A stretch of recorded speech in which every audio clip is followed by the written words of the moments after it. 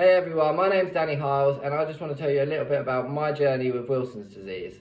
So I was diagnosed at 14 years old and before my diagnosis I was a very active child. I played for my school football team and another football team.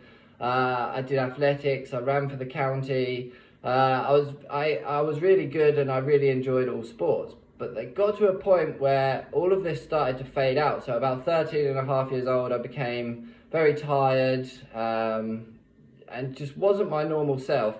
So my mum started taking me for tests at the doctors and they were running all kinds of blood tests and things, but they couldn't figure out what it was. And then cut to 5-6 months down the line, it just got to a point where my stomach had swollen massively through water retention. And I just was in incredible pain one day, so bad that my parents took me straight to hospital. And then from there, they were still running tests, but they couldn't figure out what it was. And this was just my local hospital in Stevenage.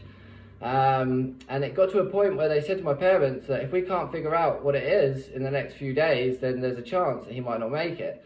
So it was very touch and go at that point. And then, luckily for me, somebody came in that was having their yearly Wilson's disease checkup. And the doctors put 2 and 2 together, checked me, tested me, and you know, it came back with that's what I had, which was great for me because once you have that diagnosis, then you can start the treatment.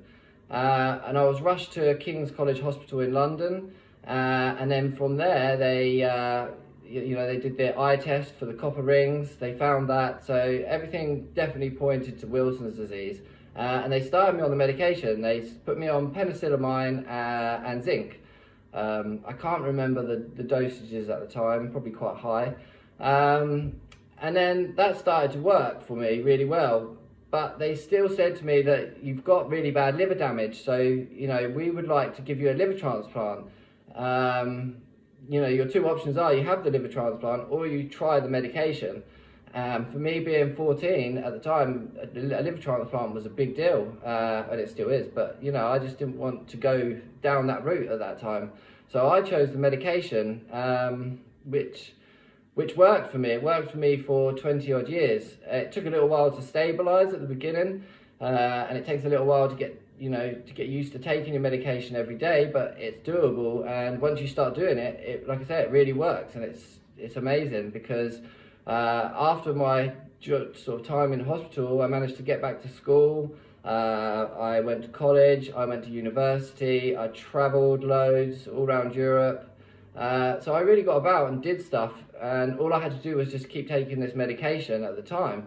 But I knew that the liver transplant was going to be on the list at some point. There was going to be a point in time when it came. And in 2019, I went for my yearly check at King's College in London, and there had been a clot on my artery in my liver. So at that point, they said, look, now's the time that we want to give you your liver transplant. So you know, like everyone does, I had a lot going on in life at that point, but it had to be put on hold and I had to have that transplant. And I didn't realise till after because I thought I don't need a transplant, I'm fine, but I didn't realise till after my transplant how ill I had started to get the previous 2 years. I had become very unfocused, again, very tired. And I say I'd gone into what I call survival mode, where it was just literally get up in the mornings. I felt nauseous every day, so it was get up in the mornings, just get through the day, get into bed, and then do the same every day. And as long as I managed to do that, that was enough for me. So yeah, after my liver transplant, it's incredible to sort of realise what my full potential can be again. So it's great. So yeah, it's been a long journey so far, but without the Wilson's disease team and the medication, I'd probably, you know, I would have had a completely different life. So thank you to everyone that is working on all this stuff. You're doing a great job, and I hope that the future's bright for many people that have Wilson's disease and they can get this treatment and, you know, carry on. Thank you.